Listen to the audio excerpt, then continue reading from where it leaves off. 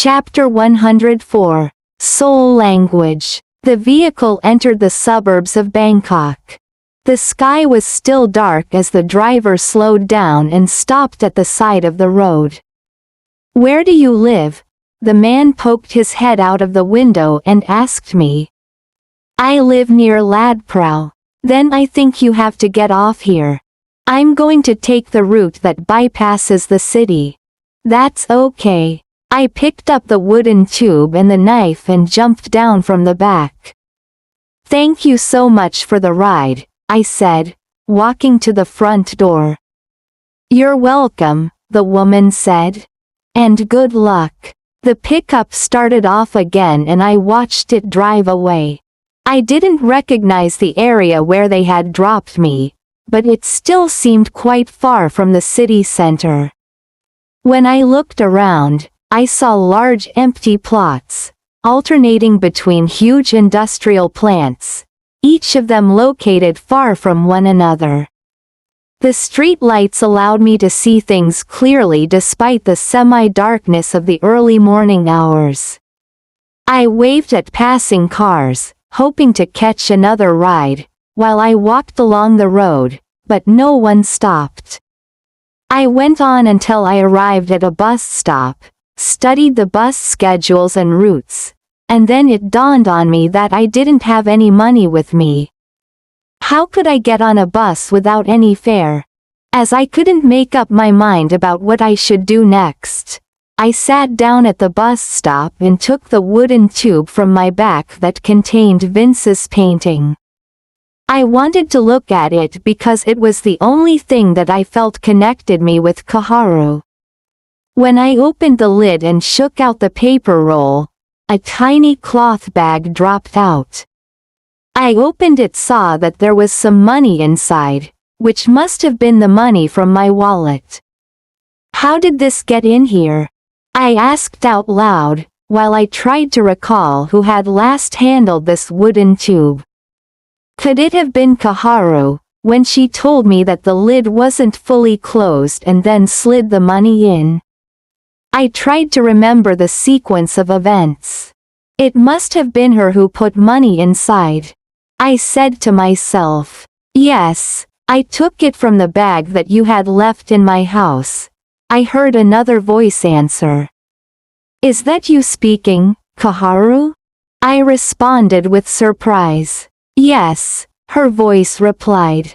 "I'm so glad you can talk to us using the soul language now," she added. "Am I really using the soul language?" "Definitely," she answered. "So now I can talk with Min, Yoshida, Hiran, and all the others, too," I said in my mind.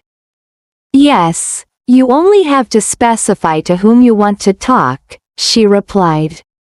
"And doing it this way, we'll never be apart, right? As I've already told you, I'll always be with you, don't you remember? I'll be able to hear you every time you intend to talk to me. Whenever you think of me, or wish you will have the intention to speak with me, I'll be able to hear everything that you say." Her voice rose again. "Kaharu, I love you." These words came out suddenly, and that was what I wanted to tell her most, all the time. "I love you too," she replied. At that moment, a taxi passed by and I waved to hail it. The driver had already seen me, and the taxi pulled to a stop.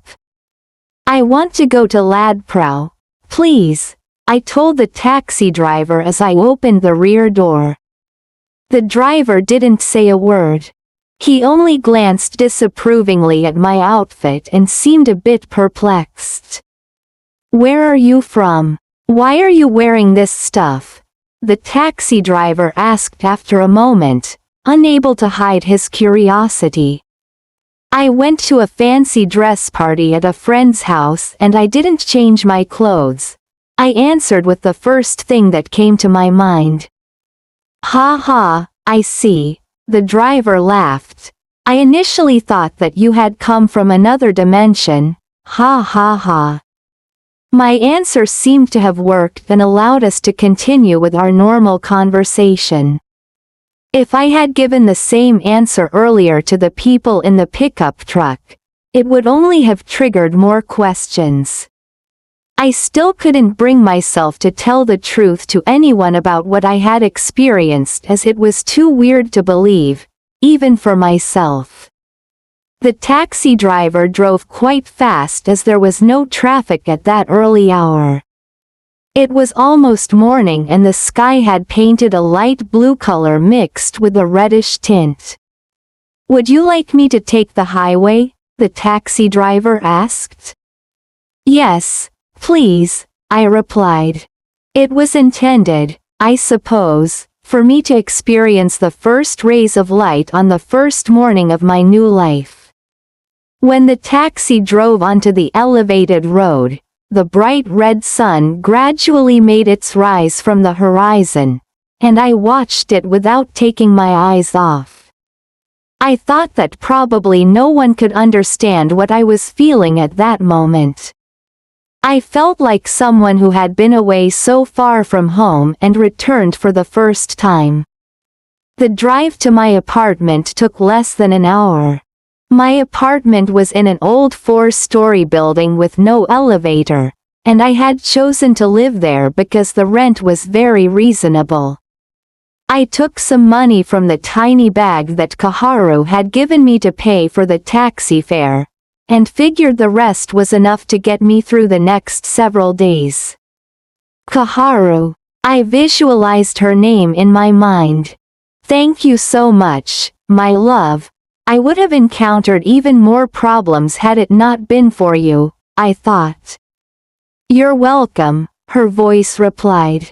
"From the beginning, you already knew the series of events that would take place and that we would have to be separated from each other. You knew beforehand that I had left my backpack and wallet in your house some days before we parted, and placed it in the tube because you saw the future and knew that I would need that money." I recalled the past events in order. "Yes, I knew it then," she replied. "But why didn't you tell me back then?" I asked as the taxi was approaching my place.